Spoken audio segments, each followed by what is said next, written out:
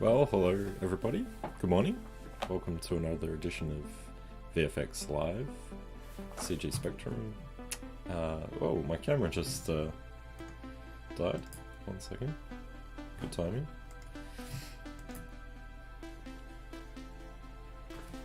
There we go. I'll start again. My name's Daniel Hourigan. I am the head of effects for CG Spectrum, and this is another edition of the Houdini live stream.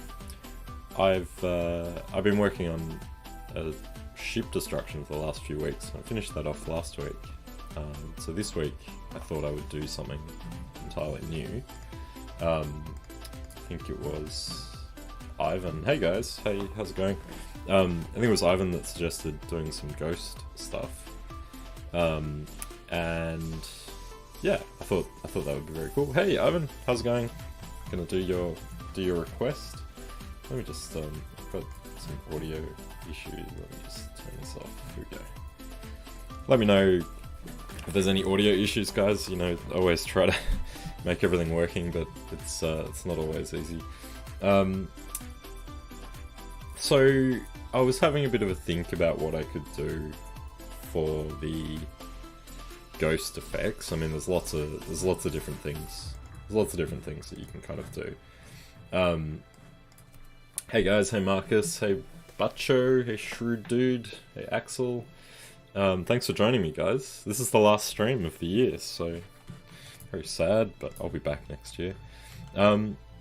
So, I mean, my experience with doing ghost stuff has been, you know, on a few different projects, but mainly, I guess, more recently,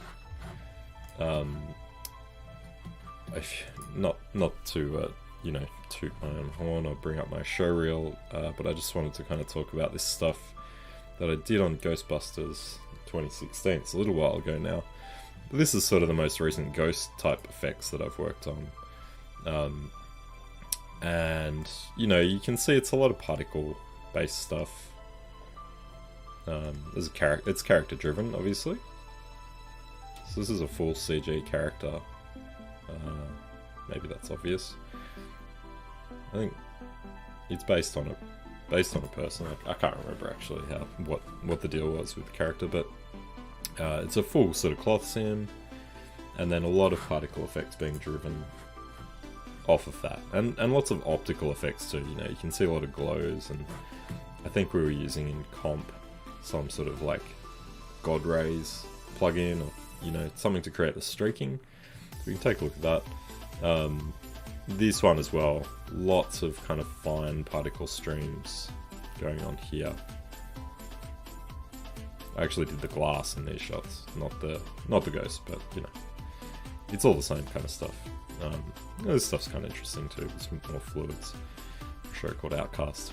But yeah, so, you know, it's a lot of pops stuff that we can take a look at, but there's also, you know, some interesting SOP-based stuff that you can do with ghosts. I have just been having a look on Mixamo, and I found, bring this over, this character, you know, it's a little bit creepy, but I thought it would be kind of cool, cool to use for, you know, for this little effect that we're going to put together. So she's got, you know, what I wanted was, you know, something I could replace the hair on, potentially something I could do a cloth sim with. So I've grabbed this character and I've grabbed a few different animations, and I'm just going to jump into Houdini. And these come in when you download from Mixamo, you get an FBX. If I load it in as an agent, which is how I usually load FBXs in. Hey Rizwan! If I load this in as an agent, so let me go and find my streams folder. Here it is, streams, ghosts. So I've got a few here: T-pose, breathing idle, and female dynamic pose. I don't know what that is. Oh, actually, I think that is like a kind of floating pose. So I thought that could be kind of cool. But also this breathing one I quite liked. I think you could do a fair bit with that. So I was going to have a bit of a play with that one too. So when you load them in this way, you don't get textures. You'll see that there's no textures here, it's just an FBX file. When you load them in as an agent, you don't get any textures coming through. So the way to get those textures that are embedded within the FBX file is to load it as an import. So do a proper file import FBX, and then go and choose the breathing idle one again. And then, I don't know, there are import materials as principled shaders. There's nothing too much else that we need to do really. Import as new scene will open a brand new Houdini. Just hit import. That is going to give us the textures. You can see them now. What it actually does at the moment of importing is it creates a new folder, breathing idle FBM, and there's our textures there, so they get extracted when you do it that way. But when you just do it through the agent node, that doesn't happen. So now that we've got that, we can ditch this, because the hierarchy that this builds is insane, and it's not really what I want. So I'm going to get rid of that now. Put down a geometry and put down an agent node. Oh, that's the annoying thing. Maybe there was a checkbox for that when I imported, but it's actually created a take. You have to be very careful with takes and FBXs and stuff. So I'm going to just do file new, because I don't want any of that information in my scene. I could clear it, but it's just easier for me to do this file new. I should turn off auto takes as well, so it doesn't auto create them. All right, so let's go create our ghost. You modeled an air stair truck. Is that the truck that is like a staircase for the planes? Is that what you mean? That's cool. Okay, so agent FBX breathing idle, and now I'll unpack because they come in packed. Let's bring this over here so you can see it. They come in packed, so unpack and then convert, because they also, when you unpack, come in as a poly soup. So if I convert it to polygons, now I can select individual polygons and points, etc. So let's have a look at what we're dealing with here. So as you can see, it's not animating at the moment. What I was kind of curious about was whether the hair was separate, and it is, so that's good. And if I delete it, the head is there, which is good. But one thing I discovered just before when I was having a look at this was if I delete the cloth, there's no body underneath, which is a bit of a problem for simulating the cloth. But I can probably come up with something for that. So it's a good opportunity, you know, for me to come up with some workflow. Now I'm going to put a UV quick shade down so I can see the textures, and just double check that that's all working. So diffuse, creepy. Okay, great. If we have a look at the diffuse as well, I'll hit preview on here, it'll open up in mplay. There we go. You can see, like, if you really wanted to, and this would have started off as a non-bloody texture. If you really wanted to, you could come in and repaint or replace the cloth. If you didn't want the cloth to be all bloody, you know, you could go in and replace it. It's pretty gruesome, but you know, that's all right. So to get the animation on, because I did load the breathing idle, I want to do current clip mixer mode, and now I've got this happening. Okay. Now I thought we could use that to do some animation. So I'll add a floating kind of animation. So I'll raise her up for starters, and then let's do something like this. So first I moved her to create an offset, and now I'm going to do a little sine $F. So when I do that, it goes from -1 to 1, which is too much. So I can multiply that by a lower number, 0.1. Will be 10% of that. So now it's just moving 0.1. 0.1 and -0.1. But it's moving a bit slowly, so if I now multiply that $F value, that's the kind of, this is the frequency, this would be the amplitude, so this is the frequency of the sine wave, and then there we go. So let's turn on the real-time toggle and hit play. Okay, so that's a bit fast. That's probably a little large still, so let's go 0.05.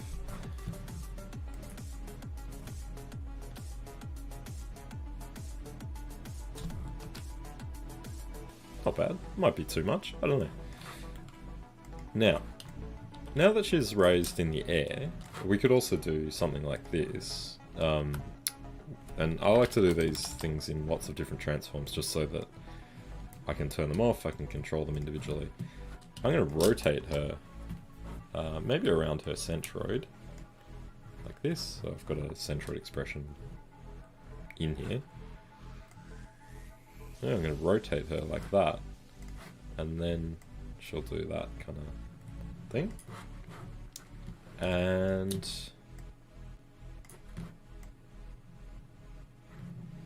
now, I mean, maybe that doesn't work too well. Maybe we kind of need to rotate her in a sort of not completely the same everywhere.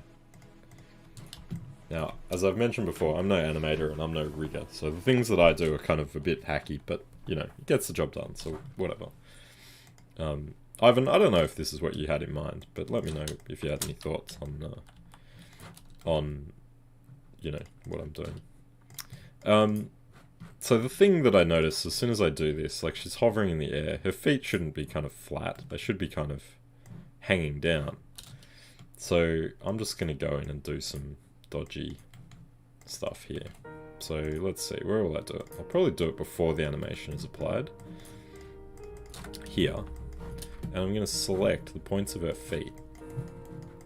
And just do a quick kind of rotate, which is going to look a bit weird. Like that. Yeah, not too bad. You can turn on soft radius, you know, and you don't want to go crazy with it because it can be a bit weird. Oh look, it looks like I missed a couple of... Let me just select those bits that I missed. There we go. Okay, so a little bit of soft radius is good.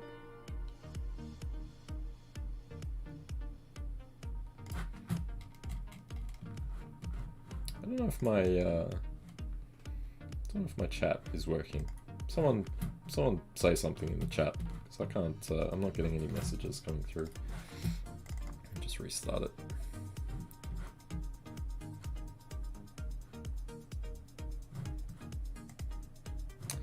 Oh, well, that didn't help. Let me know. Yeah, send me. Oh, there we go. Marcus. Yes, absolutely I could, but you know, I'm not so much into getting deep into the rig side of things. Absolutely you could. But you know, when I do this stuff, I'm looking for just a quick kind of solution.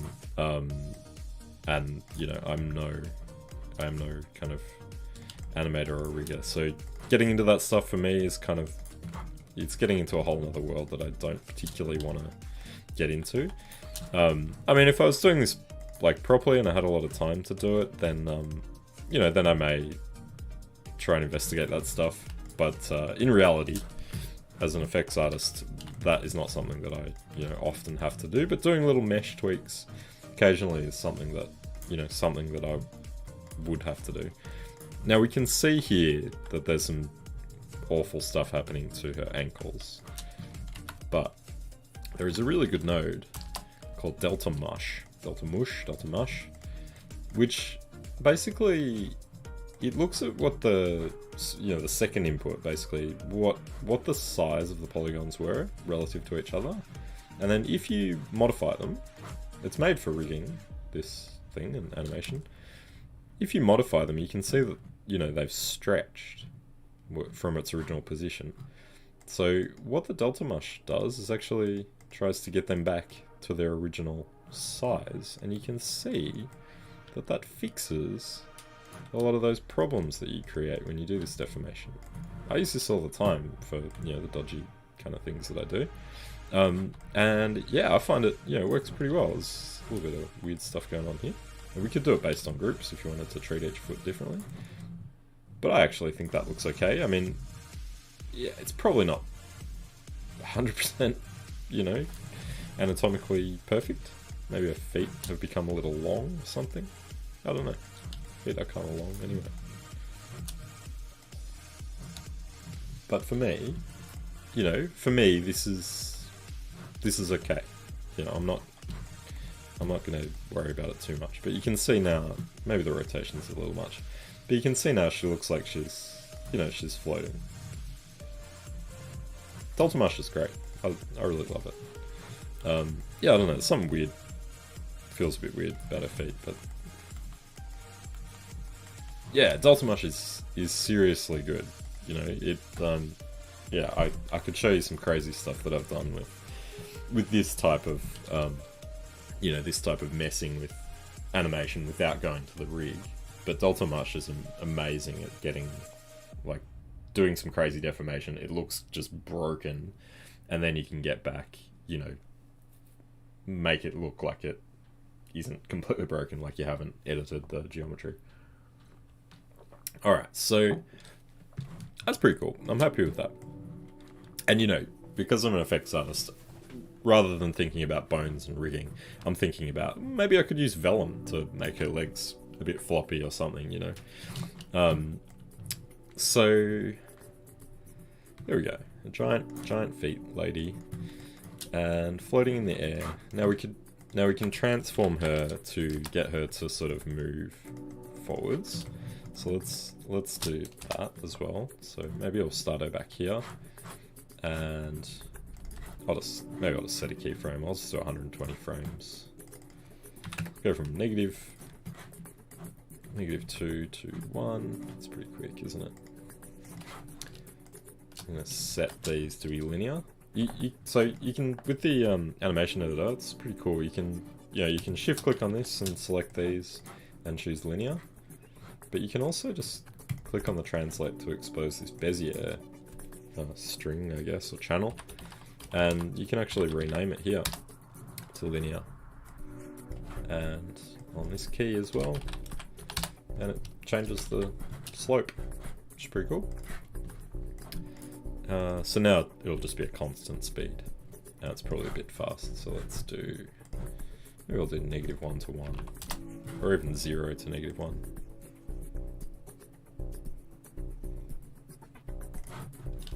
See what it looks like from this camera.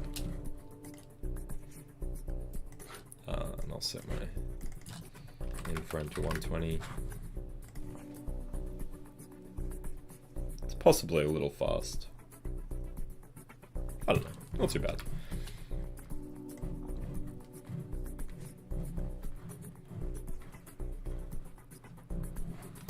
So let's now take the dress and do some animation on that. I'm glad your messages are coming through now. I don't know what happened before, but it kind of sorry if I missed any. Just sort of stopped working for a little bit.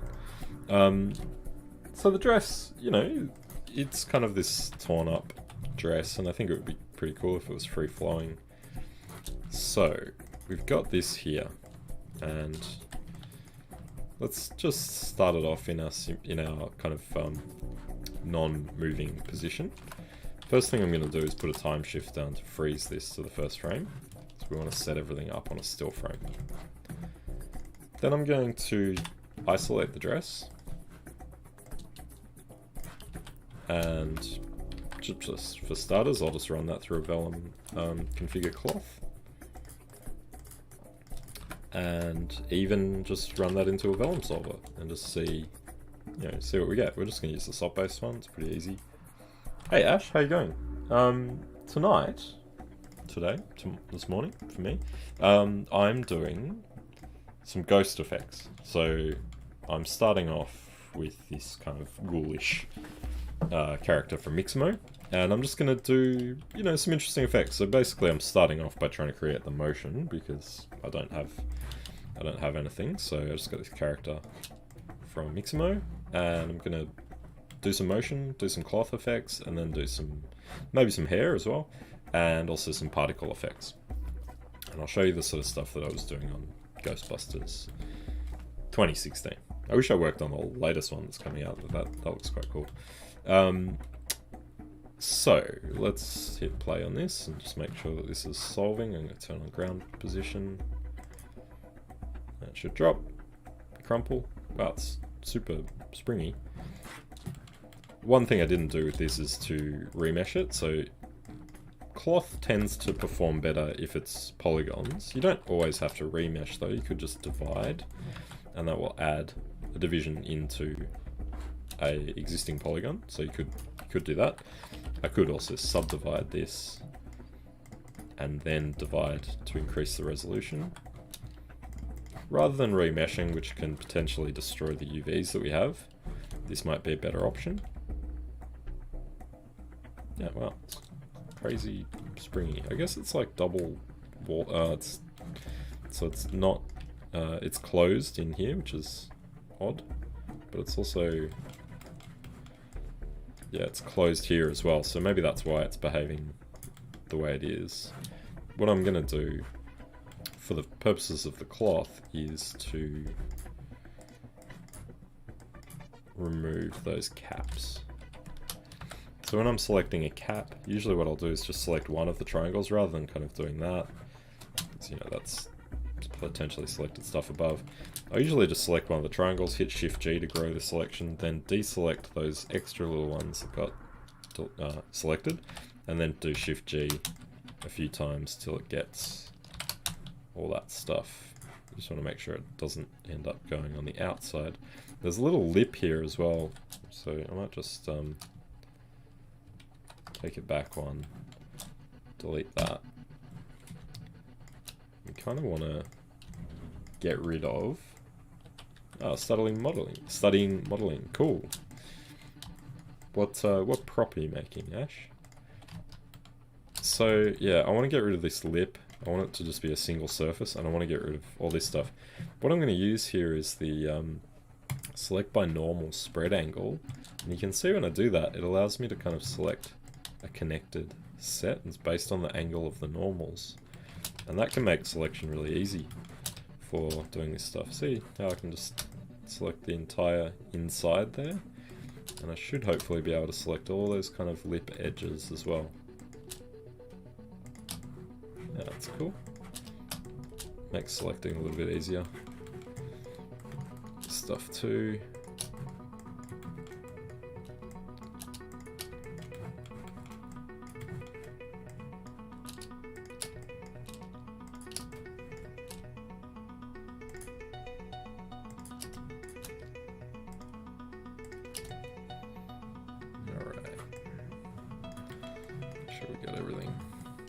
Intersection or something happening here that we need to be careful of. I don't know what. A hydrant. Cool. Do I have a favourite part of when I'm making VFX? Oh, that's a good question. I don't know that I do have a favourite part. Look, I mean, I really enjoy. I mean, I do mainly do effects. I really enjoy doing fire and smoke and explosions and all that kind of fun stuff. I also enjoy fluid effects, but yeah, I don't know. I mean, sometimes I like just doing the really subtle things as well, like making something just, that isn't a massive explosion, but just some super subtle effect that looks really realistic and goes into the movie, and then nobody really even realizes that it's digital. I find that sort of stuff quite satisfying. Yeah, I don't know. I do enjoy creating environments and modeling and stuff as well, but in my job as an effects artist, I don't ever really get to do that stuff. It's more about adding simulations to the things that the modeling department. Hey, thanks, Ivan. You just reminded me, Ivan. I didn't check out that link to the music that you sent me. I'll have to do that. Yeah, so working as an effects artist, you're usually just adding effects to things. You're not really creating the things as well. So I like doing this stuff. I find it quite satisfying just working through a whole project from start to finish. I like lighting and compositing as well. Guess I like it all. So this is kind of working, but we need a collider. And as I discussed earlier, Devon Townsend. Yeah, I will check it out. As I mentioned earlier, there's no body underneath this cloth, which, yeah, it's a little bit of an issue for collisions. So what could I do? I could take this this cloth here and maybe let's try raying it to the body. Let's see. Whoa, okay. Not that harsher in the distance. Oh, that's interesting. I mean, it's sort of works, sort of doesn't.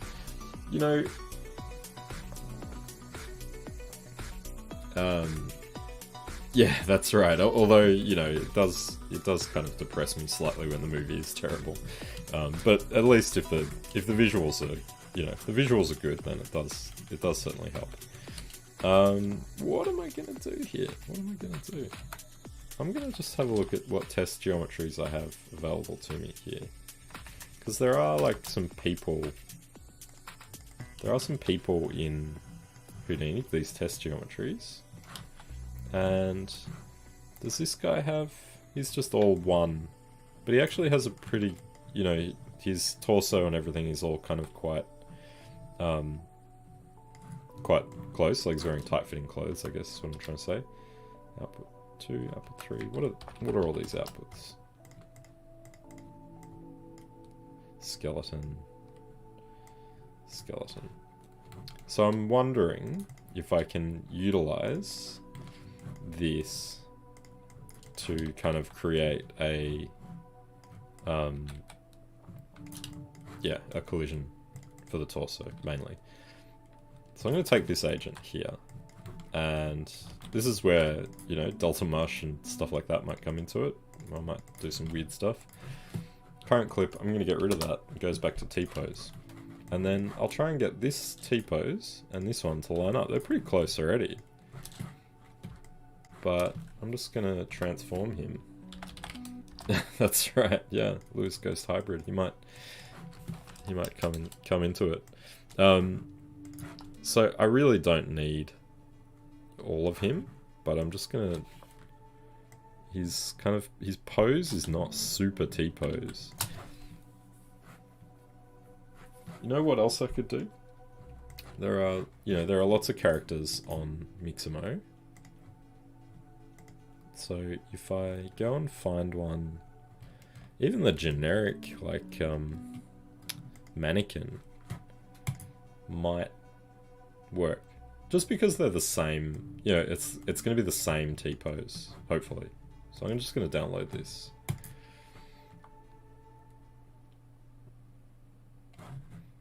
Alright, so I'll just put this into the right spot.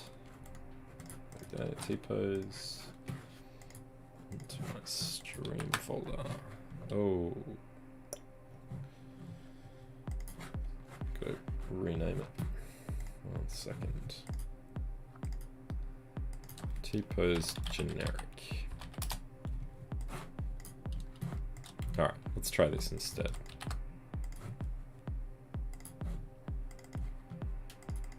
Hey, there we go. it's still not quite perfect, but the torso actually is a little bit better. So let's see if we can shoehorn this into position. You can see that that's kind of not too bad. It's under the cloth, crucially. Scale needs to come up a little bit. Frozen face. Oh, thank you. I didn't know what you meant for a second. The old camera. I don't know what the problem is. Hey, there we go. Thank you for letting me know. Please let me know. I gotta get a new camera. I don't know, or a new computer. I just have no idea why it keeps freezing. Alright, that looks pretty good. I'm looking at the wireframe of the cloth, I'm looking at the wireframe of the torso. It's a little bit out here, but we can push and pull that a little bit.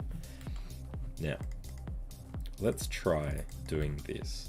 So I've got my animated character here. I've got my T-pose, which is the same mesh. It's 9516 here, polygons. 9516. This one's completely different, so let's see what this one has. 14,000, whatever.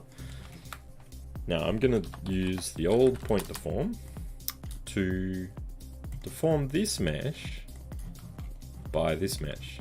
So my rest point lattice is the same. So that's the T-pose. That's the rest position. Then the deformed position is the animated position. So animated, rest, geometry to deform, point deform. Oh, look at that. So now we've got this guy deforming. He's all messed up, you know, his fingers are kind of weird. We can increase the radius to try and get it to conform a little better, even up the minimum points. And we'll just compare these two positions. Hey, look at that. So now we've got a nice little collision mesh sitting inside our character. And if we go and have a look at what we had before. So now what we can do is we could just use the torso, but actually it looks like this is going to be pretty good. We'll just need to apply, I guess, I guess this edit here. Actually, what we could do is maybe the blast. We won't do the blast here. That's going to break every blast that I've done down here. So you do have to be careful with that stuff. You can see. Oh, actually, no, it still worked. That's cool. Sometimes you can be lucky. So actually, what I'll do is take that as my animated one.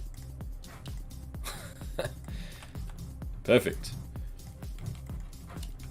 Why didn't it get the feet? Oh, the edit is broken. That's why. That's annoying. Because I did that, you know, it is broken. I guess let's see if this still works with the hair gone. Yeah, see, this is the issue. Because I blasted the hair away, it's changed the point count between these two. What I could do is potentially put that on there and that will fix it. Hey, there we go. Alright. It's always a way. Now let's get this into the collision geometry input. Let's see what happens. Oh, the dress fell off. So there's a little intersection there, which is a bit of a problem. We'll need to clean that up. Aha. Wonderful. Okay. So now let's see what we could do. We need to get this animation on. So I could actually take this from here.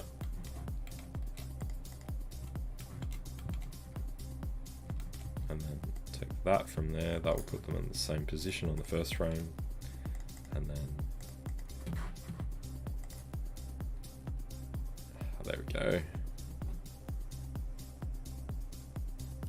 So there are two, well, there's potentially multiple ways of approaching this, but there are two kind of main ways that I would approach it. Either you do the cloth sim on a static position, and you apply forces to make it look like the cloth is moving. That's the easier option, because adding character motion into a simulation can potentially create all sorts of problems. In this case, the character's moving very minimally and very slowly, so it's less likely to create problems. But yeah, it just depends. If the character was moving like crazy, it might be something where I simulated it as static or something. I don't know. Depends. But there's a few options. I think this is working okay. We've got to fix this intersection here. So let's go back up here. And I'm just going to add an edit to this guy. Oh, interesting. Here's... got this on. Okay, so I'm just going to pull this back a bit using the soft radius. Just to kind of pull that away.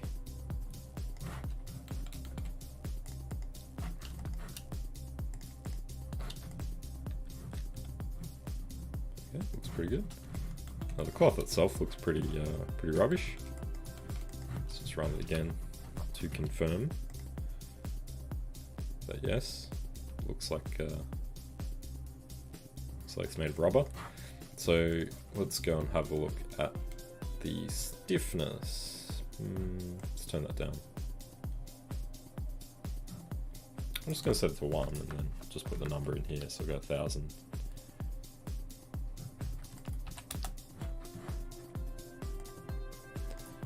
And we can modify this cloth as well and make it all kind of a bit more torn up. It's a bit kind of simplistic at the moment. The edges are kind of a bit not amazing. So we could go and cut it if we wanted to. What could we do? We could...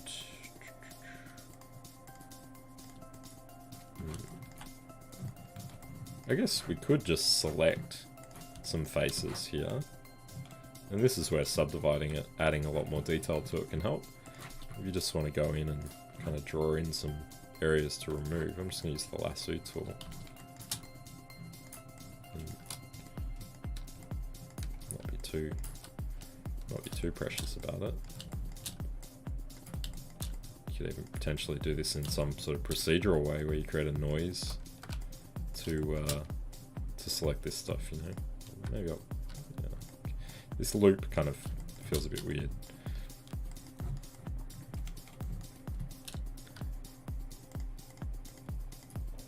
Hey shrewd dude, I can't read that, sorry.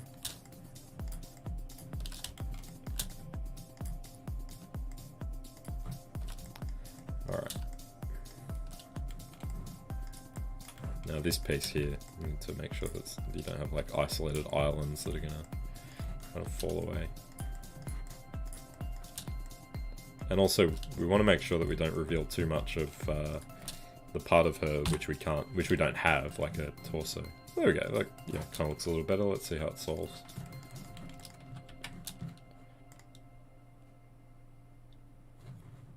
Oh, well, I did have some islands, but you can kind of see it's, you know, it's a little better. Now, it's still pretty kind of drapey and stretchy. I guess it's not too bad. If we were to combine that now with the character, let's see how it looks, make sure it still kind of works. Ooh, super creepy. Oh look, we've got a double up here. So I need to remove the cloth from her on this side. So this is what we want to avoid, where we have, yeah, this kind of stuff happening. So I guess our torso that we're using for a collider isn't quite the same. Let's compare this and this.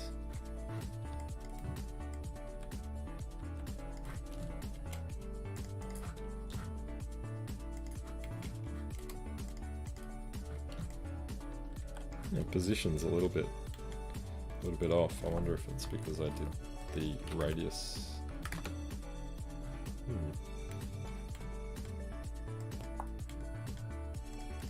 T-pose. Point form.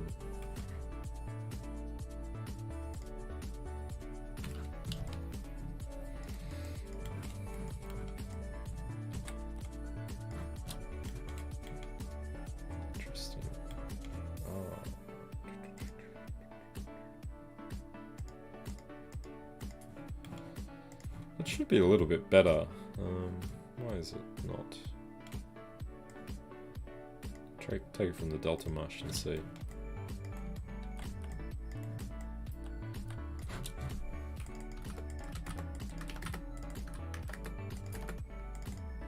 I guess the proportions maybe just aren't quite right.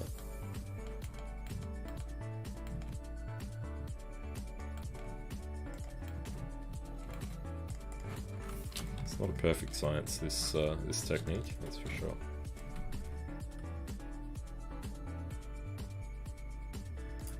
What we could do, which might help, is when we have a look at the two T-poses. So yeah, you can see that disparity there. So here, let's just adjust that.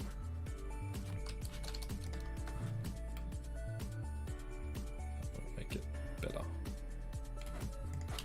They're more in line. And these two, these feet.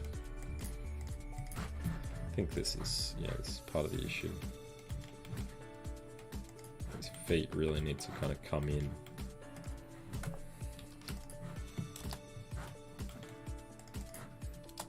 And as you rightly pointed out, Marcus, I mean, you know, it's probably would be easier at this point to kind of have a look at the rig, but you know, it's just, this is the way that I kind of do it.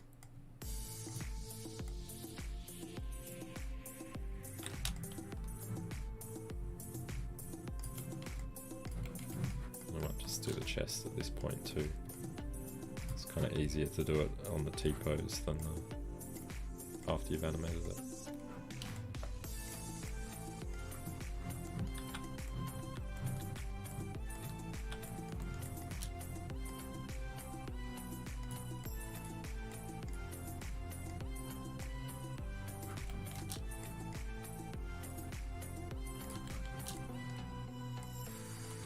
I'm only really using it for collision, so it doesn't have to be perfect, but just, as you can see, it does cause a little bit of issue if it is out. Let's compare those two now. Oh, well, that looks a lot better.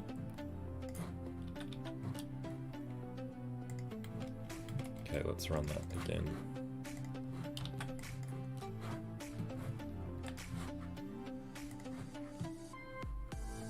Got some collision issues that I need to fix.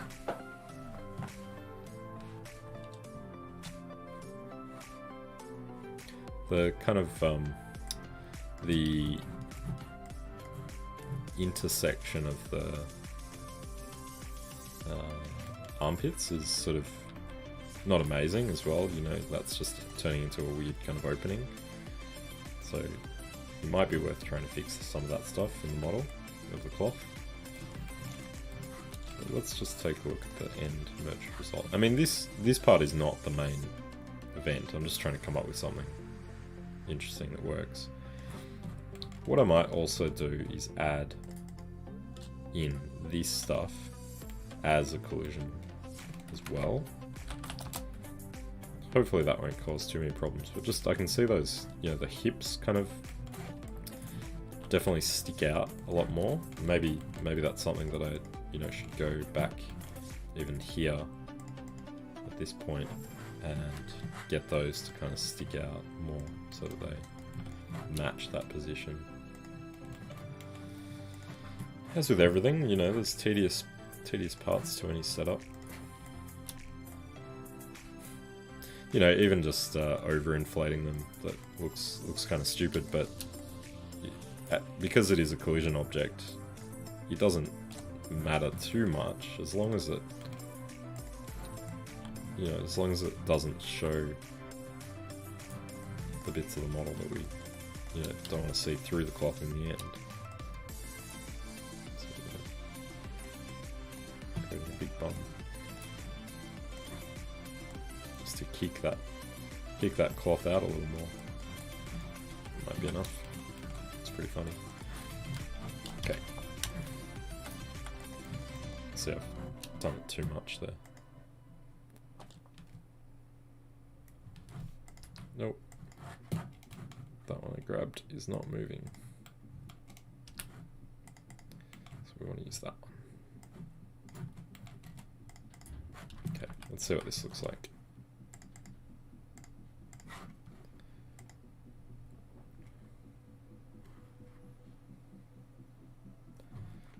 Interesting. It's not, I think it's getting kind of so caught that it's not even really solving now. It is kind of moving, but it's getting so kind of caught up in all the collisions, I think, that it's actually not really moving much at all. Oh, that's why. Because I'm a fool. Okay, here we go. Because the cloth, I had the cloth in there as a collision. Silly, silly, silly. Alright, here we go. You can see it getting caught on the kind of hip geometry now.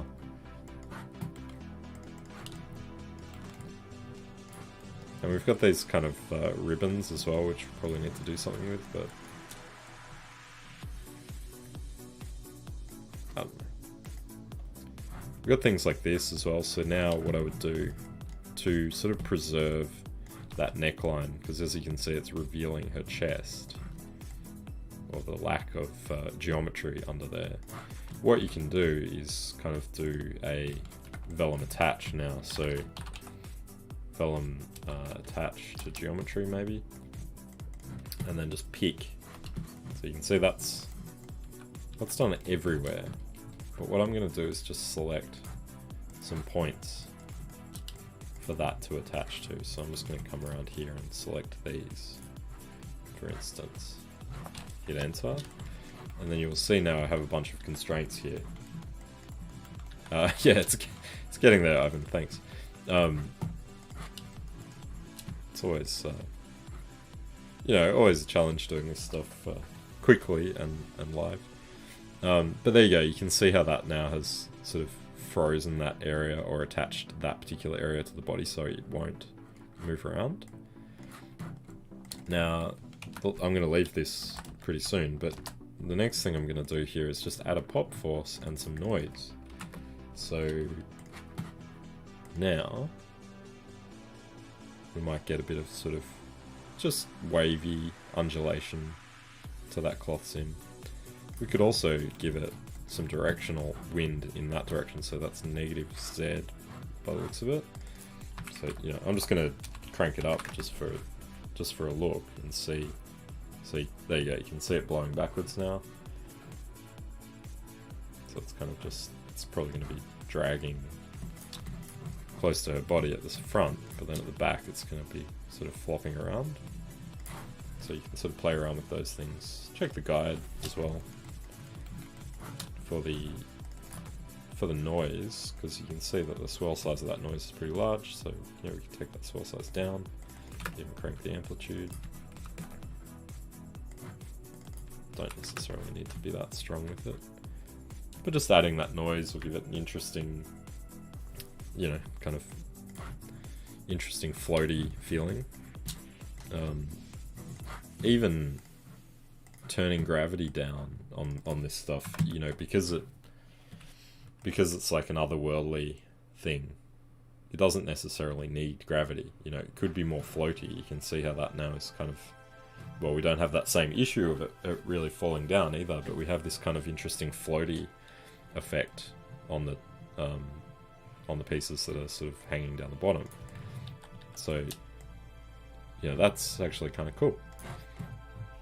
You could have a tiny bit of gravity just to have a little bit of downward motion. So I think that's kind of cool, you know? Got these little bits flying off, which is interesting. Now, I won't do hair straight away. If we have time for that, I'll do that at the end because it's just more vellum. But I wanted to kind of show you some of the particle effects that you could do. Now, what we did on the Ghostbusters one, yeah, magical levitating effect, definitely. I grabbed some images as well. You know, it always helps to have some context. So I was thinking, I don't know, I thought that could be cool, like Japanese street scene could be kind of cool. I have this one, which obviously feels a bit creepy. That one might be a bit difficult just because of the the black levels in it would make it hard to composite, as well as the depth of field. This one certainly, I think, could be really cool. So we could try and insert her into a scene like that, or I don't know if you guys feel the same about the Japanese one. I think could be cool. Could be a kind of Akira style ghost. That one as well could be kind of cool. Let me know what you think. So with the Ghostbusters stuff that we did, what we did to get the feeling of the kind of it was like tearing, I guess it was called tearing, where it sort of the particles sort of tore away from her body and retained the color from that location, is we need to convert this color information, which is currently a texture. Room with the open door, Ivan. Sounds good. I think that one would be cool. So we need to convert this texture to color information that we can use. So I'm going to scatter a whole bunch of points. And again, I'm going to do this on the time shifted first frame, frozen. So I guess I could take it from here as well. Yeah. And actually I might take it from after the sim. So we've got the new cloth on there as well. I'm going to scatter a lot of points.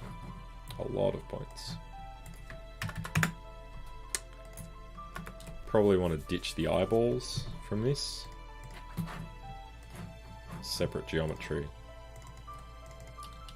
So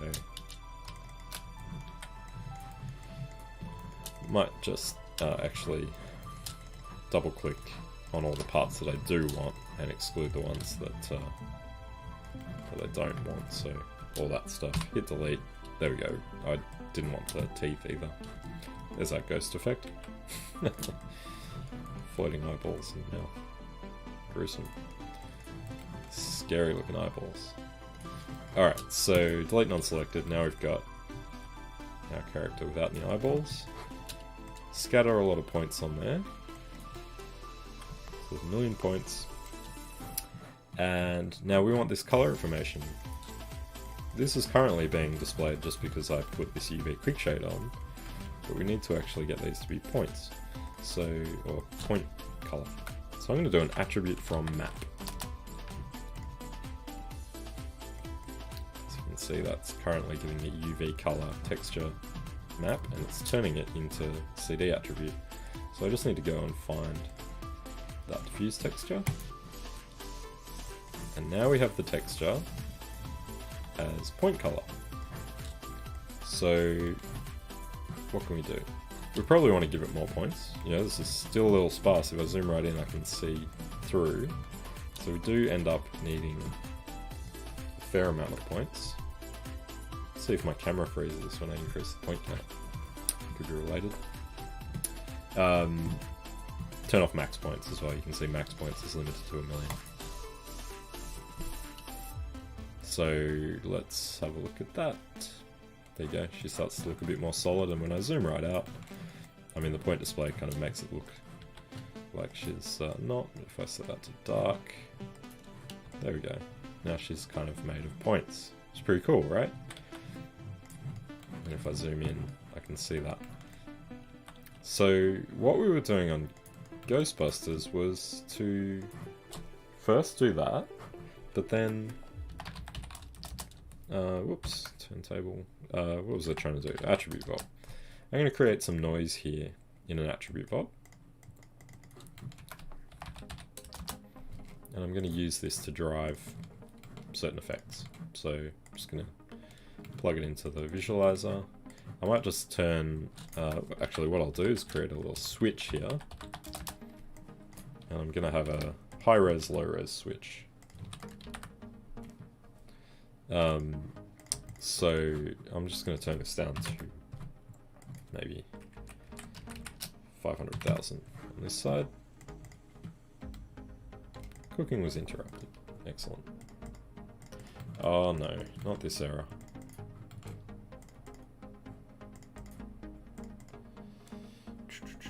Let's see if I can fix this. Sometimes you get this persistent error, which I often get because I hit escape, and it kind of completely screws up my Houdini. It does remind me to save though.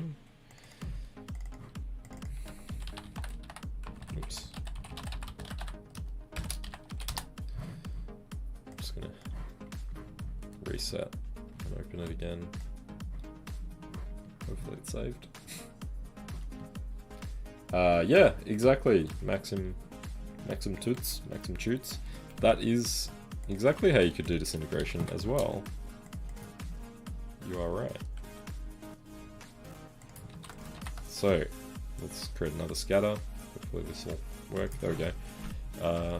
500,000 points. So I'm just going to put this switch in here to give me like a low res, high res. So 1 will be low res.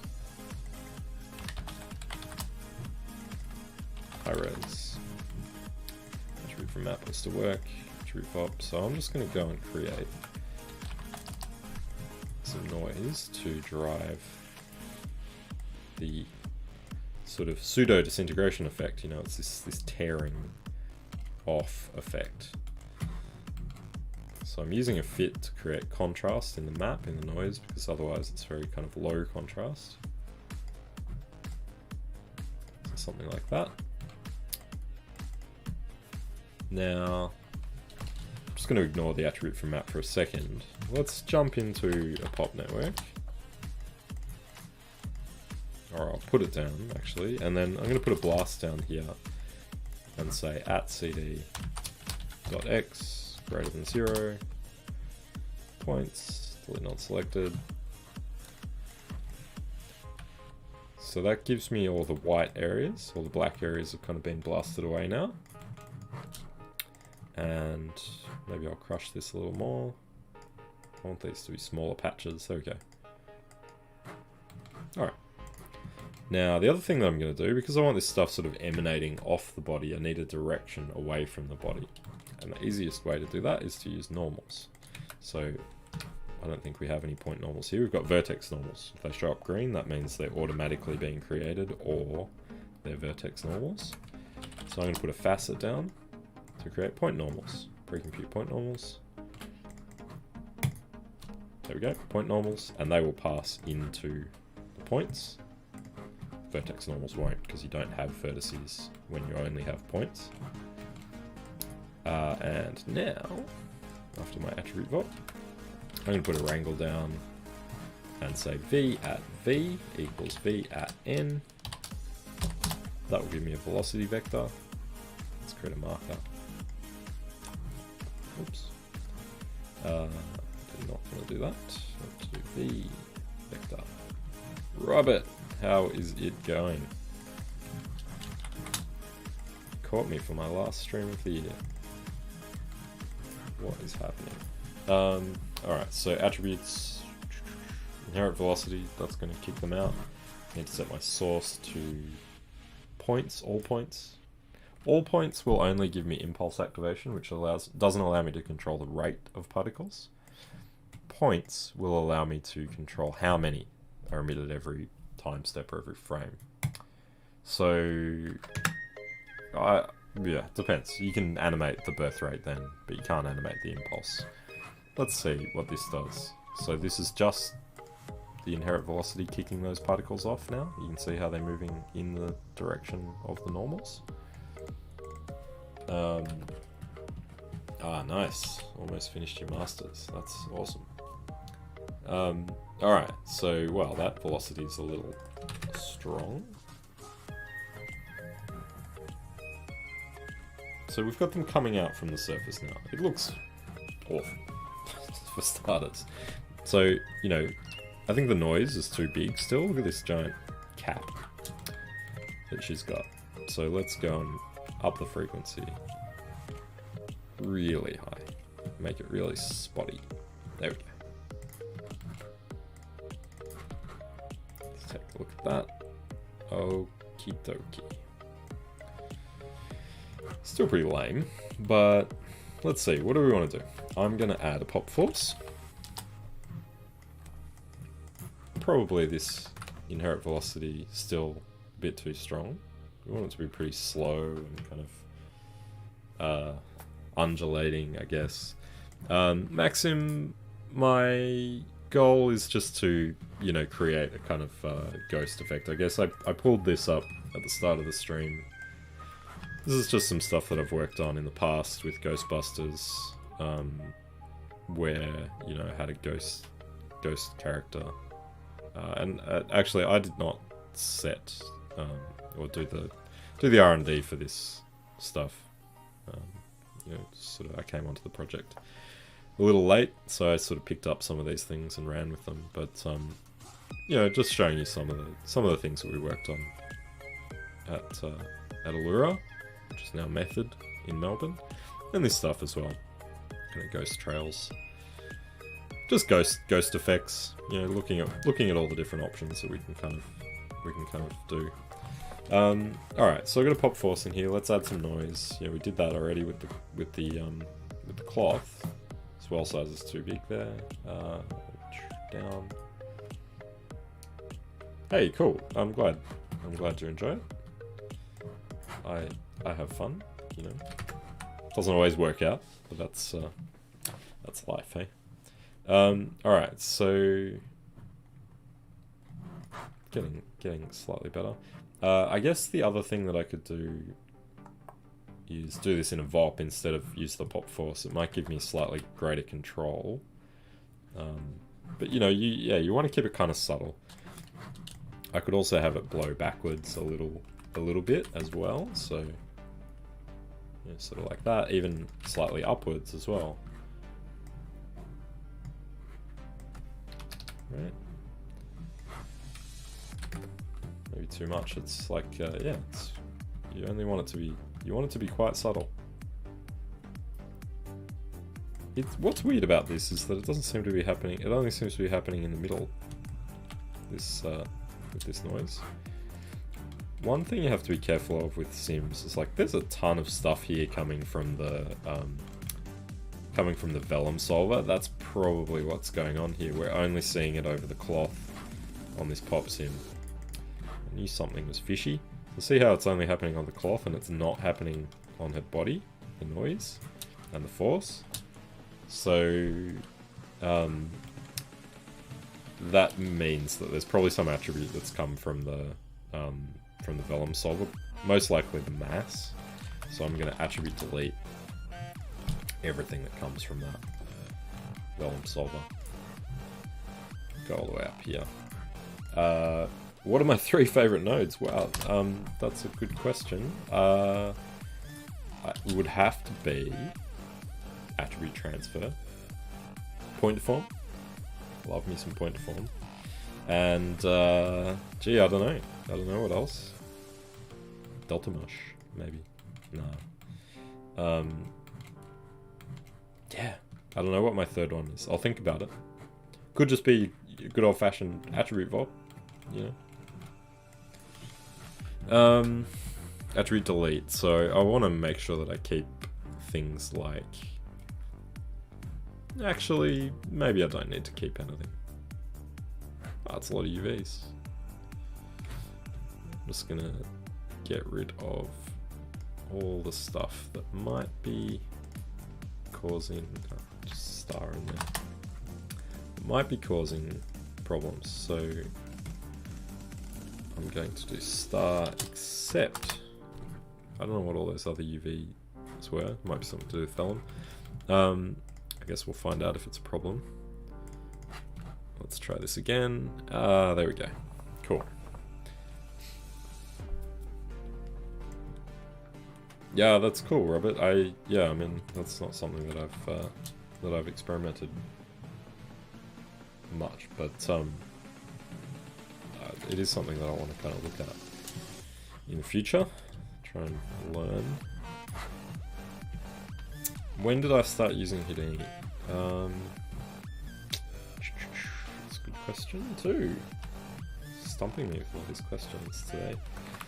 I started learning Houdini probably in 2015, maybe 14, 13. 13 or 14, let's say. Oh, cool, Robert. That's good. You have to show me how it turned out one day. Yeah, look, you know, as I've mentioned to people that have watched been watching for a long time, I used to work in... Hey, now we're getting somewhere. I used to work in 3D Studio Max for a long time. Yeah, long time. But then there was a shift in the industry and everyone started hopping on the Houdini train. And I, you know, saw the writing on the wall, as did many other people who weren't using Houdini, and decided that I needed to learn it. I held off for a long time, I must say. I'm just doing something here, just I'll explain what I'm doing. I'm just storing this color information that I have here. Because I'm using turbulent noise and doing color stuff down here, I'm just going to store this color as like, actually what I'll call it texture. V at texture equals V at CD. That will allow me to stomp over it and, you know, use color to do other things. But then, right at the end here, after that blast maybe, or even after the pops in, V at CD equals V at texture, we'll put it back. There you go, see that? There it is. Back on there. So, now we should see. See, and what you get, what the tearing kind of idea is, what that word means, is like the skin sort of is tearing off and it takes that color with it over time. Which is kind of cool.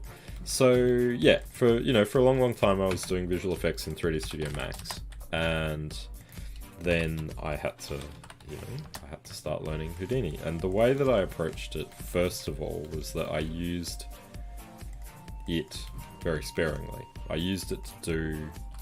There we go, look at that. I used it to do just fluid sims, basically. I used to use RealFlow. I don't know if anyone's familiar with that. I used to use RealFlow, which is incredibly slow and, you know, didn't have the kind of latest stuff that Houdini had in it.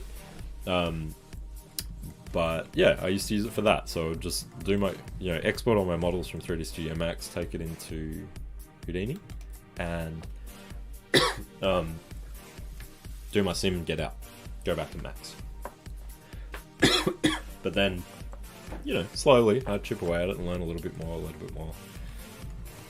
And it was only when I moved to London to work at, go and work at Double Negative, that I really forced myself to learn it.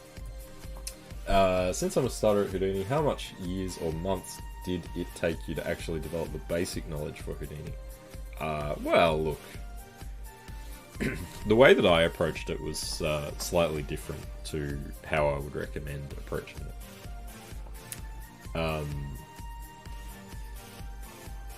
That's a good question, Shoaf. I will answer that after. So the way that I approached it was to do all of the kind of cool stuff first, because obviously that's what everyone does. They want to do the really cool stuff, and I wanted to do the things that I was able to do in 3ds Max, like explosions and fire and all that cool stuff. And that's fine, but I completely ignored the fundamentals. And, I apologize to everyone that hears me say this every week, but the fundamentals are very, very important. They are kind of, without the fundamental understanding of how attributes work, you can see I just did that there, where I copied an attribute into another attribute, and then I'm applying it again, and I'm using attributes like normals to turn them into velocity. Without that fundamental understanding, you can only go so far with Houdini, and you'll be using shelf tools and not really understanding what's going on with the data that you're creating. So my advice to you is to just focus on understanding the flow of data, learning to read the geometry spreadsheet. Like I had a little problem there with the popnet not working, and going and deleting the attributes above. Learning that kind of workflow and how to read things, how to solve problems, how to understand what errors mean when they pop up. That is crucially important, because as soon as you master that, then you can kind of do anything, and then it's just about practicing the kind of the effects workflows that are always very similar. One of the hard things with Houdini, I guess, is that it's just like this massive sand pit where you can kind of do anything. So, you know, the way that I do something might be slightly different to the way someone else does something. There's no like necessarily right or wrong answers. Sometimes I'll do something differently just depending on how I'm feeling on the day, or, you know, if I get a little curveball, it'll send me off in a different track to create some slightly different effect. And that can be a challenge when you're learning, because it's just like so vast. So yeah, you know, I really think starting simple, focusing on the very kind of basic stuff, you can potentially get there in 6 months. But you'd have to really dedicate yourself really hard to, you know, just applying yourself every day, trying to learn this stuff. You know, as my students know that have taken the courses with us at CG Spectrum, it's, you know, the courses will give you what you need to know, but it's how you kind of apply that and how you apply yourself as well. And that's, you know, that's a big part of it. When I really sat down and studied it to get, you know, to go and work at Double Negative, I dedicated myself to it like it was a job, and I spent almost 6 months every single day doing tutorials and practicing and trying to learn. And as I said, I did it the wrong way, where I was focusing on the big effects and not really focusing on the fundamentals. So when I did go and do my first kind of major film job with Houdini, I stress that it wasn't my first film job, because, you know, there's a difference going and doing your first film job, and, you know, like I'd been working in the industry for a while at that point anyway, so, you know, I had a lot of knowledge under my belt. I just didn't have the good technical knowledge of Houdini, and it was stressful. You know, it was really kind of hard because I didn't really understand what I was doing. I could make good visual effects, but it was, you know, playing with the tool and trying to understand what all the attributes were and all that stuff. I didn't really understand that stuff the first time, you know, I was on Hunger Games. But I ended up creating some good stuff, and, you know, it's just, yeah, you really have to apply yourself with all this stuff. Anyway, you know, it's up to you, really. You can, you know, if you apply yourself and work really hard, then you can kind of get there faster. But if you're only doing a little bit every week, or, you know, a little bit a day, it might take you longer.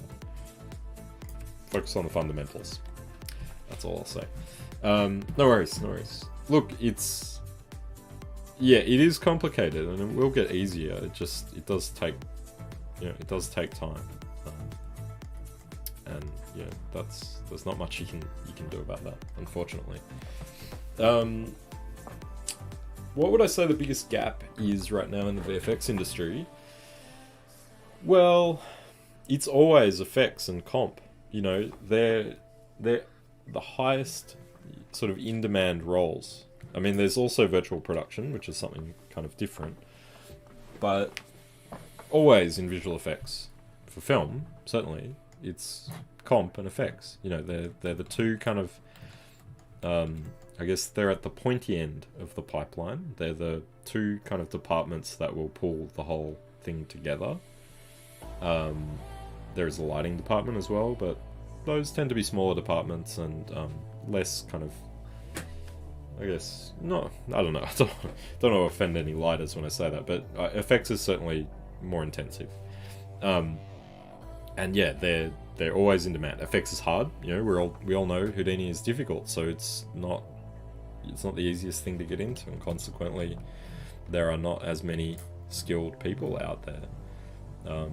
But yeah, you know, we talk about it all the time here at CG Spectrum, and it's it's effects and comp, always. They're the highest paid and the most in demand jobs. So it's, you know, it's certainly worth learning this stuff. Alright, so please keep asking questions. I love all your questions. Keep them coming. I'm gonna keep working on this though, and see what else I can do with it. So I'm thinking, you know, I'm happy with this. This is the sort of effect that I wanted, the sort of texture tearing off. I do want it to feel a little more, a bit tighter and a little bit less chaotic. We're still on our low res switch at the moment, so we can switch that over to high res. and see how that looks as well. Let's run that through the PopNet. We are on the rate as well, so we could change the rate that we're emitting, or we could flick it over to all points as well and see that looks quite solid. Let's see what that looks like.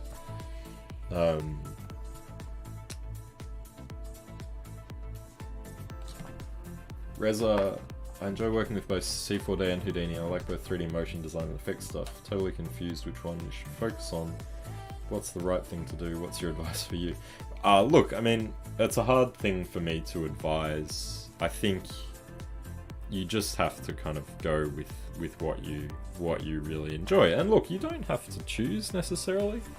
I am predominantly a film visual effects artist, but I am a freelance 3D artist and visual effects artist, and I just recently completed a motion graphics job. It's not my absolute forte, but being a kind of generalist artist, I can do it. You know, it's absolutely not the thing that I love doing the most. But you know, if someone hires me to do it and they are confident in my abilities and I'm confident in my abilities, then you know, I'll do it. It's a job like any other. But you know, my advice would just be to kind of follow, you know, what you really like doing. You know, if you're really into C4D and the stuff you can do with it, maybe I don't need to go high res. Maybe I just need to emit more particles. Yeah, if you really like doing that stuff and you want to keep doing it, then just pursue it.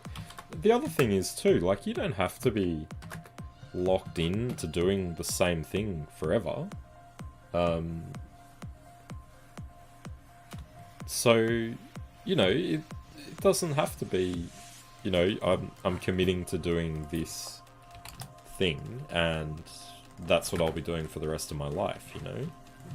You just kind of be one thing for a bit, and then if you change your mind and you don't want to do that thing anymore, that's fine. Or a opportunity might present itself where you're like, hey, you know, you're really good at doing 3D or whatever.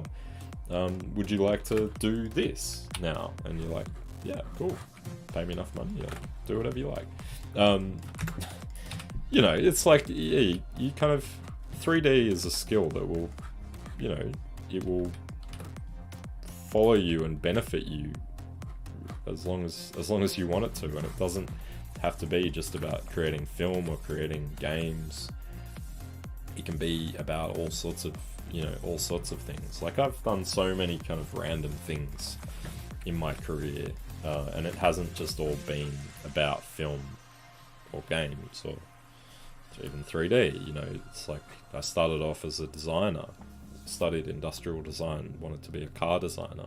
I didn't end up liking car design when I studied it, but that's where I started off, and I started off kind of doing 3D visualization for an industrial design company.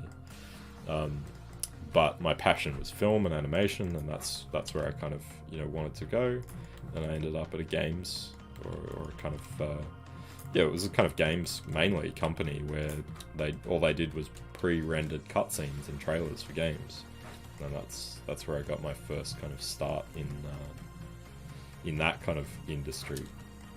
And then, you know, my goal was eventually to get into film, so I just kept following it. And then I did get into film, but then I left and I went and did interactive experiences and projection mapping and that kind of stuff, and it was all kind of utilizing the same skills. So, and you know, now I'm doing this stuff and I'm teaching and I'm, you know, kind of freelancing and doing motion graphics jobs and whatever. You know, it's just kind of, I think it's good to just kind of follow your passion for a little bit until it stops being your passion, and then you might find some other passionate thing that you're interested in. That's the way I approach it anyway.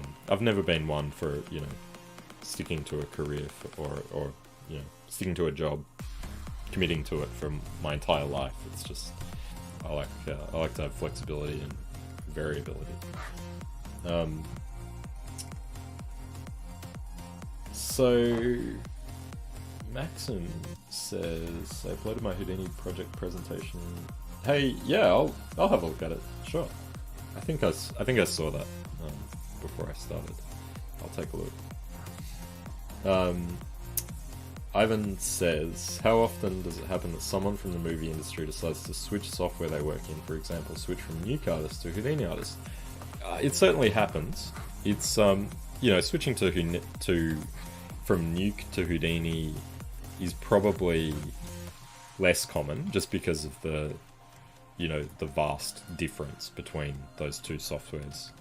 Nuke is a compositing 2D mainly software, and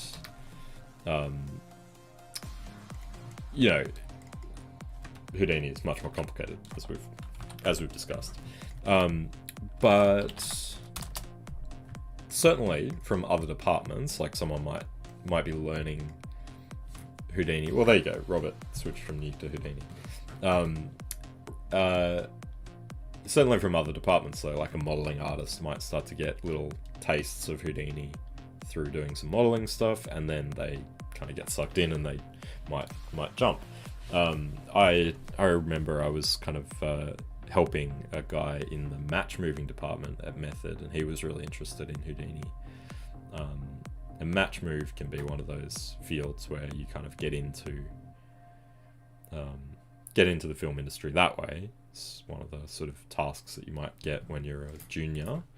If you can't get in as an effects artist, then you could potentially look at other ways in, like that, like going to match move or one of those roles that typically go to junior artists. And yeah, I was helping him learn Houdini and kind of, just answering his questions and helping him as much as I could. Yeah, and as Robert says, passion is everything. You do have to dedicate yourself to this stuff, because otherwise you will lose interest, and you need to maintain your interest and focus for a long time, to the point where you get really comfortable with it, and then then you can kind of ease up a little bit. But yeah, you definitely need to maintain that passion. But yeah, look, it happens all the time, Ivan. I think it definitely does happen. It's just down to the person and what they kind of want to do, and yeah, certainly possible though. So what I'm trying to do here with this pop interact is just get stuff to kind of slightly clump together or suck together a little bit. One thing I just sort of thought about was maybe I could do also, did it already happen to you that you literally lost a project that took you long enough to get really like lost as in lost a saved file or something like that, I assume you mean? Certainly, yeah, lost stuff. I get really mad, but also then I just kind of move on, because it's like, what are you gonna do? You just, it happens in film as well. You can be working on a shot and it'll get cut from the movie, and then it's just like, well, I just wasted 6 months of my life on a shot that nobody's gonna see. That really sucks. But it's like, what are you gonna do? You just have to kind of move on. I think it gets easier the older I get, and the more experience you have. It kind of, things like that just sort of just wash over you, and you start to just kind of take it all in your stride. If I lose a file because I didn't save, I should have known better. So what I'm doing now is creating a separate pop net. You'll see I just kind of created a different scatter here. Maybe even turn off that noise stuff that I was doing, and I'll just emit from these points, just to create a different feel, like a more sort of really streamy feel of points. Maybe even turn off the pop interact.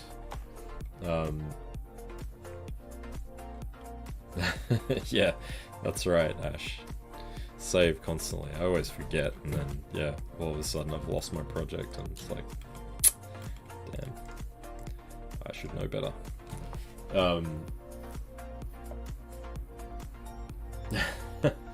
That's right, Robert. I think, yeah, look, the thing with learning Houdini sometimes is just finding the resource that works for you, and it's what we try to do at CG Spectrum is, you know, we pair people up with people like me and all the other super talented mentors that we have who have the industry experience and have the knowledge to kind of get you to the goal the fastest, you know, instead of struggling with it for years like I did. I wish you know, I wish somebody had given me the skinny, as they say, given me the kind of, you know, the info that I needed. It would have made it a lot faster and a lot less stressful. But yeah, you know, everyone learns in different ways as well. Drag.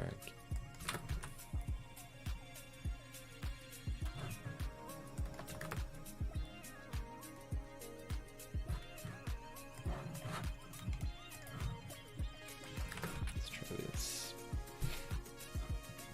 Whoa, that's too crazy. I'm trying to get some like finer looking streams here. Turn my pop drag off.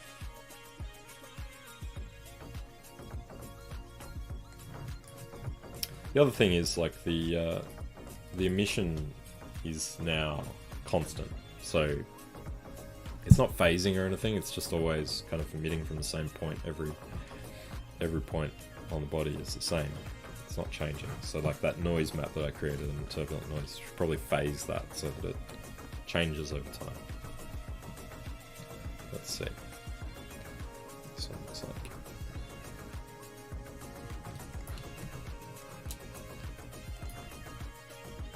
It's weird, I mean, it's kind of hard to see, but the thing is, in the viewport, you know, all these points, they sort of blend together a little bit. If we go to geometry and make point size really small, you know, even these streams could be slightly different point size to the ones that, you know, here. Maybe the head as well, like we kind of, in film, you know, character work in general, we try to kind of leave the head, or at least try to preserve the face of a character. As you can see, it's sort of getting a little messed up here. So it might be the sort of thing where I want to kind of create a character mask, or, you know, even just like an attribute paint here. I'm going to paint a mask on her face.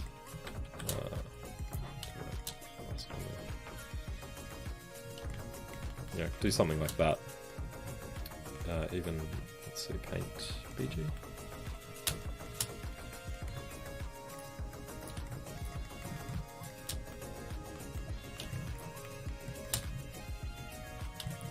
Something like that, maybe just to preserve the eyes and mouth.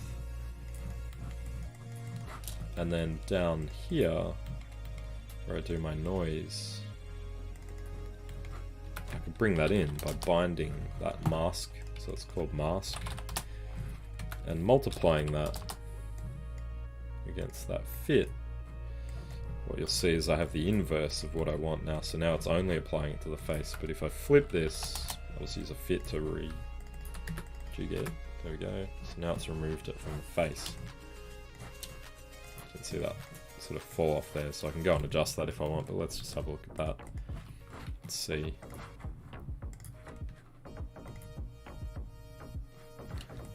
So you can see it's kind of negated that stuff there. Hey, thanks, Robert. That's nice to hear. I think, yeah, look, you know, we try our best, try and get you guys jobs and get you hired. Robert, you know, been doing really well. Another one of my students just the other day, I found out she got a job at MPC, which is awesome. So yeah, it's great to see you guys doing well once you go out into the world. It's a fun industry, you know, and I just want to kind of help you guys get into it. Even people who aren't part of CG Spectrum right now, you know, it's why I do these streams. I just try and share some of this knowledge and talk about these things. Get you guys the answers that you need. So yeah, it's still leaking a bit from her face. Maybe I need to improve that mask, but it's a little bit better. Let's have a look at this background image. Yes, I don't know. You can see, like, I probably definitely do want to do that, and creating variation as well. Now, the other thing that we should probably do here is add age to these. So I'm going to take the life expectancy down. Let's go 3. Try and get these fading off. So 3 would be, this is in seconds, not frames. So it's 3 times 24, 72, I guess. 72 frames, we'll see these die out. There we go. So that's pretty good length. Now, in the mask setup, you just did the same as Vertex paint masks. So Vertex paint mask, I'm not sure exactly what you mean, but it is just it's a point mask. So this is painting on points. I guess Vertex paint mask, yeah, kind of. So it's painting whatever attribute you put in here, basically. Mask, you can set the type, float or vector, but it's painting this attribute. It's basically just setting attribute values where you're painting here. So I might extend this while I'm here a little bit more.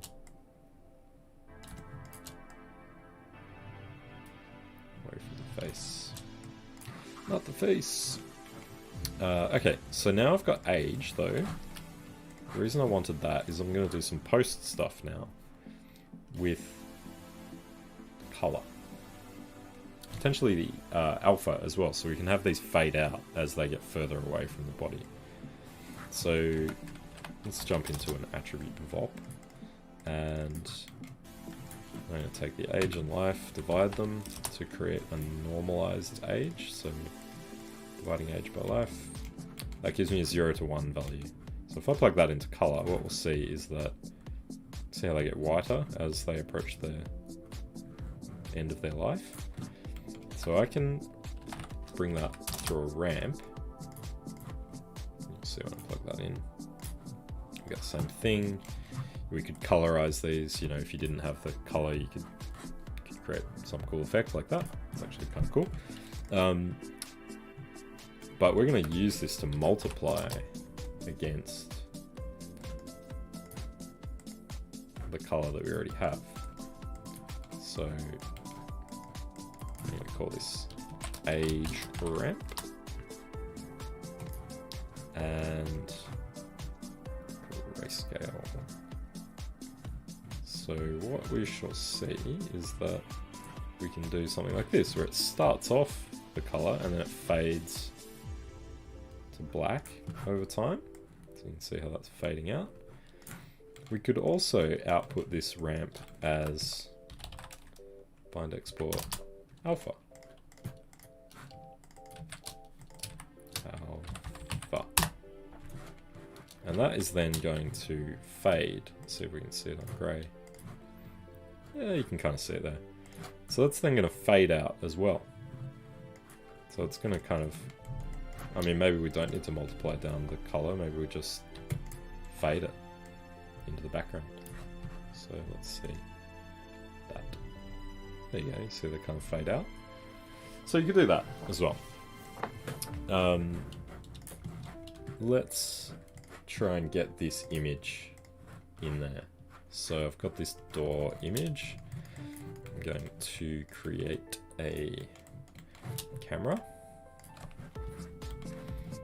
Put it on the back plate. So where are we? What's this one called? Yeah. Okay, now I'm going to lock my camera and try and, yeah, I mean, it's going to be kind of hard to get right, but I guess maybe I'll put her kind of here. Turn on my grid. That'll help me sort of try and get these perspective lines up. Try and get that looking right. Maybe something like that.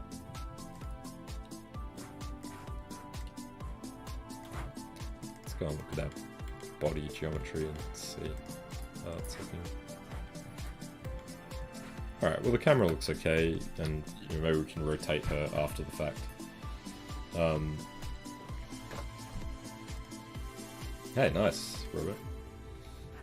Yeah, look, you know, I think there's lots that you could do with this type of stuff.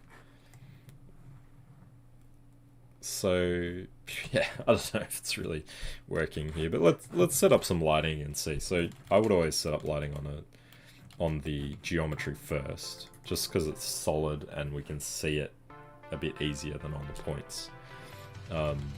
So I'm going to just mimic what we have here. So we've got, you know, darkness and then this light coming in. And what might actually help is if I put in some boxes to block out this light. So shouldn't be doing this. Do this transforms inside here. There we go. Okay, so I'm just gonna do this kind of stuff. Oh, frozen camera. I saw it that time.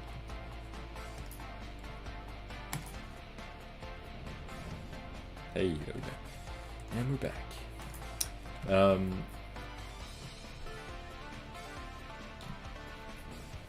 Yeah, I think that's an interesting workflow, Robert, the new Houdini Unreal workflow.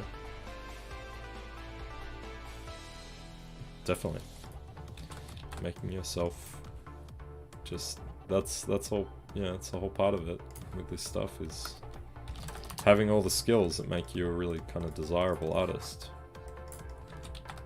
That's why I always teach people Nuke, you know, because it's a really crucial part of working in visual effects, and if you have both Nuke and Houdini skills, you are extra hireable, extra desirable, because you know both things, and also it makes you a better 3D artist and better effects artist because you understand how the compositor is going to utilize the things that you're producing. There we go, look at that. Created a little room. Our ghosty. She's very far away from the door, probably further than she should be. Hopefully that won't affect our light scenario. So I probably should make that closer, but that's okay.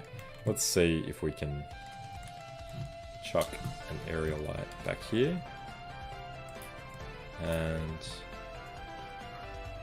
I want to try and get that angle working. Let's jump into Mantra and have a little look. Hey Craig, how's it going? Nice to see you. Nuke doesn't have the Apple support, I see. Oh, there we go. Not too bad. Yeah, which Kit Bash kit did you get, Craig? They're a lot of fun to play with. They give you a lot of ideas. So we've got a little bit of light leaking over here from our door. So, that's cool and creepy, seeing those feet dangling there. Interesting. Alright, so let's just go back here. I should probably be doing this stuff in Karma, hey? I've been playing around with Karma. I'll show you actually a render that I did of the ship from last week. Remind me to do that. So the box actually is going to be a matte object. It's not going to be visible. Just going to render the ghost. Cyber City. Yeah, that's cool. Lots of cool things you can do with that. Alright, let's see if we get the background coming through. No background, so I'm going to put it on here. That one, I think. Apply, accept.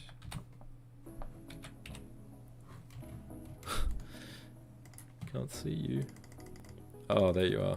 Creepy lady hiding in the dark. Alright, let's let's crank this up a bit. 12. There we go. This alpha, gamma, sorry, should be 2.2. There we go, look at that. Ain't that creepy. Didn't even have to add the particles. So we could have a little bit of environment light just to kind of, yeah, that's too much, but just a tiny bit. You'll notice I'm not even putting a HDRI in, I'm just using it as a kind of dome light to add an overall kind of fill. Yeah, that's cool. Zombie Lady, Robert, yes, it is Mixamo. Yep. Mixamo Zombie Lady. Can't remember what she's called. Let's see, I've still got it here. It's one of these ones. Jill. There she is. Creepy. Alright, so now that we've established the lighting environment, let's go and have a look at our particles. I don't have P-scale, so I'm gonna just stop the render, have a look at my pop net, and okay, let's have a look at this 88. Just to pose, no, it is actually an idle animation.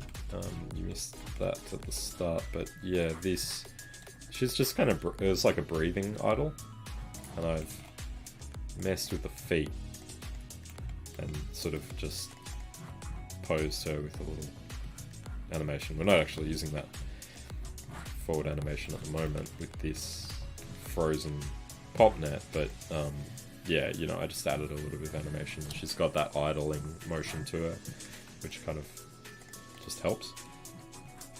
But the pops are currently just running off static, so we'll need to address that too. And maybe the forward motion doesn't really work with this, so we could have her coming through the door. Might be interesting. That's kind of what was happening in the Ghostbusters shot too. So let's, what am I going to do? I'm going to, don't have P-scale, so I'm going to, in here actually, using this ramp, or using this divide, I'll run this actually through a different ramp. So I'm going to call this one age ramp. And that actually does reset the ramp when you change the name, which is annoying. But you must have unique names for your ramps, otherwise you won't get 2 ramps, you'll just get 1 and it'll break stuff. So this is going to be for my P-scale. So spline ramp, fit range into a bind export. Yeah, it's a cool kind of image, isn't it, Craig? I think you do a lot with an image like this. Obviously, it sort of suits the horror kind of genre. 0.1. Let's go 0.00. What am I doing? Actually, 0.001 is the max. Well, actually, that'll be like the...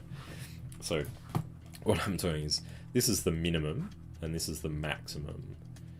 But what I want to do... So this is going to be... Actually... Yeah, I'm going to do it like this. So, what's going to happen is that the minimum is actually the maximum size, and then they're going to ramp down to 0 over their life.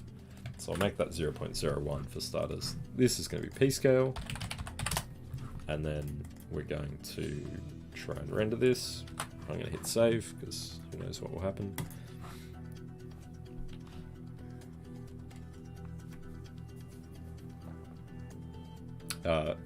Only 15 minutes left. Wow, where did the time go? Okay, so as you can see, that scale is still too big, so let's go 0, 0, 1. Very fine particles now. Even, you know, I mean, we are fading them as well, so I can ditch this alpha bind here to see if that affects. Didn't really seem to do anything. I may need to actually delete that. Nope. Okay. Guess I'll keep it. We could keep the scale the same as well, so that they don't scale down. Just depends. I'm going to just Have a look at the alpha. It's a bit hard to see when the pixel samples are low or your resolution is low. So sometimes it is a good idea to you know, render a little higher res just to see how small those points really are, even increasing the pixel samples a little bit. It's going to be a pretty quick render because it's points. So yeah, they are quite fine. I guess we just have a lot of them. What's going on here? We're not getting much color coming through. Let's create a material. Principled shader. Apply that to our zombie. Set that to white. Turn the reflection down. Render. Not sure what happened to our color there. Maybe I broke something. Don't know. Oh, there it is. There's the color. So, you know, the other thing that we can do here is we could create a little bit of emission. So we could, you know, you can just put CD and bind it into CE, which is the emission attribute, CE. And then it's a vector. But when you're dealing with a principled shader, I actually think CE is not going to work here. So we have emit int for emission intensity and emit color. So actually that's the parameter that we need to set. So I'll turn emit int on to 1 and we'll see it go white. There we go, because the emission color is white. If we go back to our ghost attribute VOP and instead call this emit underscore color OR. Maybe I got that wrong. Let's just go back. Oh, no underscore.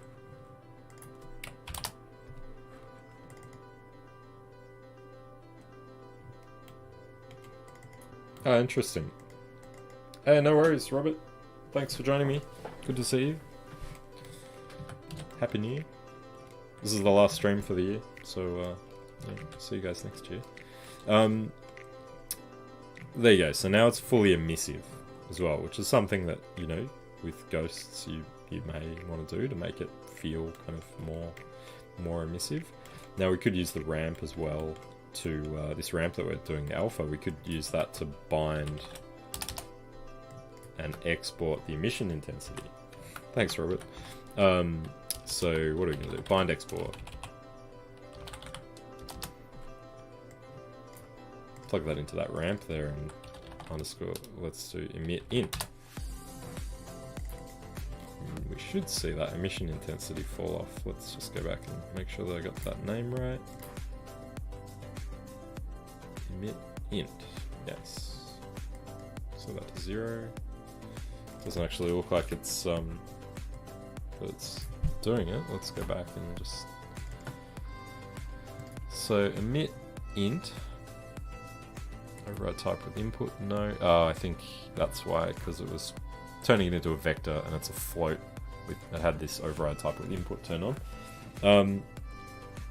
Alright, so you can see the emission intensity is sort of falling off with this ramp now. So if I change this ramp, you'll see the emission intensity is strong when it's really close to the body, but then it's not. Cool, Craig.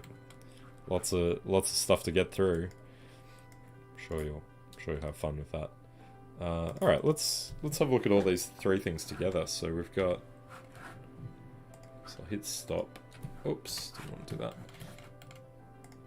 Got our attribute from map. Got our merge here. We've got this one. Interestingly, we're not seeing those actually merge together. Oh, there she is, black in the middle. So I think because I'm doing this here with this P-scale stuff and all this, it's kind of messing with this one. So we'll need to set some attributes. So we can move this one over here. That can work for that. But this one doesn't have age or anything on this stream, so we'll just kind of ditch that stuff.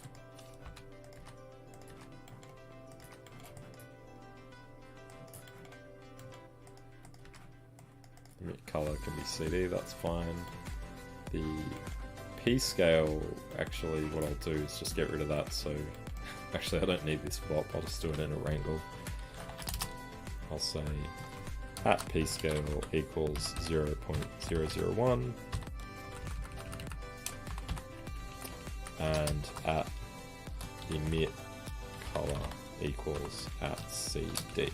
And should make that float and that vector. And then it will show up.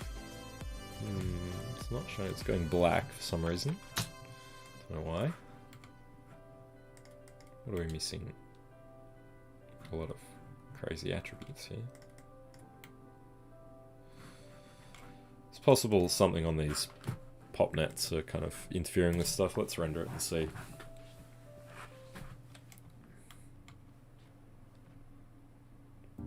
I think the scale of her actually is a little off from my camera, so I might need to zoom my camera in a little bit. There we go, you can kind of see her under there as points. We could also not do the points version of her and do the mesh version. So this one, see what that looks like. That one's going to catch the light a little more.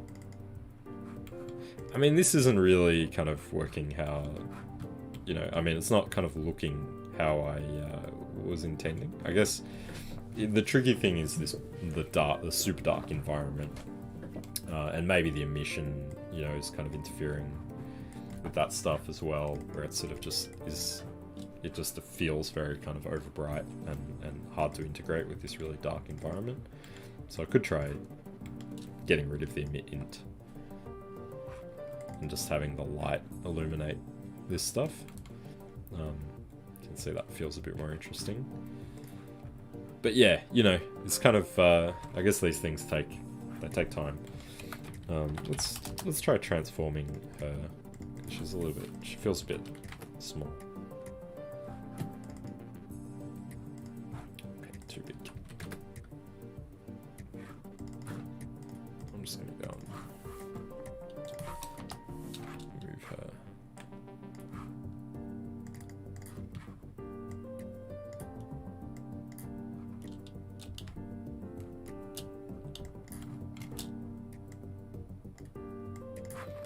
Should be doing this based on the center, that would be easier.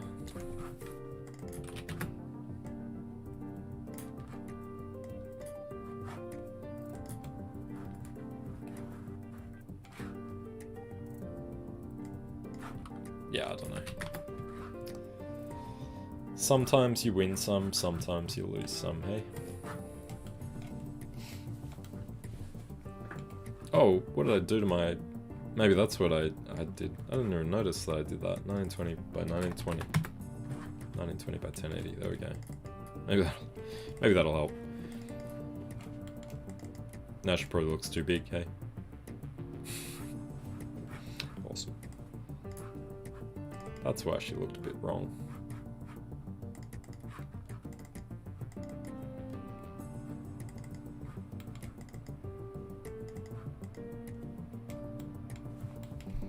I guess I won't have time to do the hair because I've only got 5 minutes left, but you know, what I would add to this too is like kind of vellum hair basically that's floating upwards, not being pulled down by gravity, but just kind of freely floating, kind of like the cloth. Yeah, this stuff needs work, you know, these streams aren't really, they're looking way too bright, those ones. I might just ditch those for now. Thanks, Ivan. Yeah, look, I mean, it's, you know, it's got potential. I think it just needs a bit of work. Maybe this lighting environment's kind of made it a little bit kind of tricky. I think the particles probably just need more as well. You know, this is the thing with these. Once you make the particles really, really fine, P-scale, it really shows that you need just a ton more. We could do this as well. Let's add the offset. Hey, Maxim. Thanks for joining me. $F divided by 24. Let's just get some phasing going on. Oh, just my view flag there. You know, some of that kind of phasing. There's some weird stuff going on there. There we go. that could potentially help simulation, but also just, you know, giving it a bunch more points as well might kind of help. And I'm doing this on static, so we need to kind of then apply it to the moving character. It can be quite time consuming, this stuff, especially when you get to this level where you need just millions and millions of points to make it look good. It can be really, you know, really slow. Pops tend to be, you know, quite quick most of the time, but in this case, when you've got really a lot of points, then it can be, you know, kind of slow. The phasing seems to have kind of broken it a little bit. You can see the shapes are kind of looking a little weird now. So, you know, perhaps it's just too fast, or, you know, maybe I do phasing in a different axes as well. So it's not just moving upwards, but it's maybe on the Z-axis. $F. Let's do $F divided by 240. So it's really slow kind of phasing like that. Experimenting, that's right. That's what it's all about. Yeah, look, I mean, you know, what this stuff that you see me do every week on these streams is kind of like what I would be doing in the R&D phase of a project, where I'm trying to figure out how I'm going to do the effect. What I'm going to do here is just move the attribute VOP below the velocity, and I'm actually going to multiply the velocity by these noises, because some of these noise values are white, full white, and some of them aren't. If I multiply V by that, so if we have a look at our velocity that we have currently, ooh, it's pretty strong. If I multiply that by that noise, it will reduce the velocities in some of those areas. Oh, that's not what I wanted to do. I want to output that onto V. So, yeah, there you go. So now you can see that, like, we've got a variation now of our velocities, which is interesting, whereas before, you know, it's just all the same. So if we add more kind of grayscale to our color there, you can see how some of the noise values are different now. We've got this variation. And variation really is the key to, you know, any effect, to create that interest and that variation that you get in nature.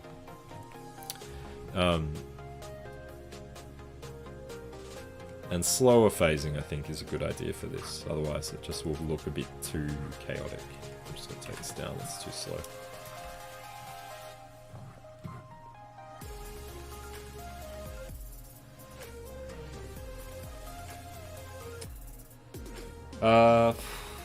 Set extension. I can't recommend a tutorial.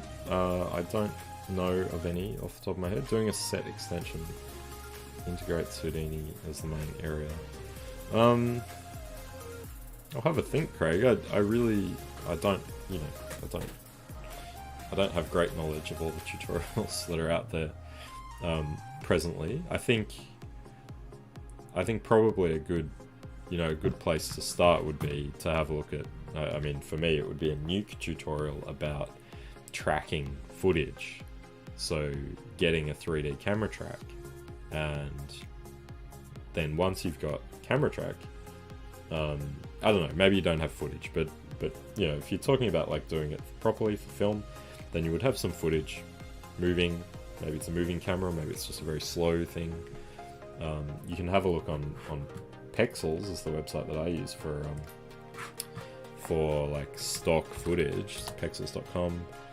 Have a look at, like, you know, just some footage. Drone footage is good, it's easy to track. Not necessarily overhead footage, but like some sort of drone flight.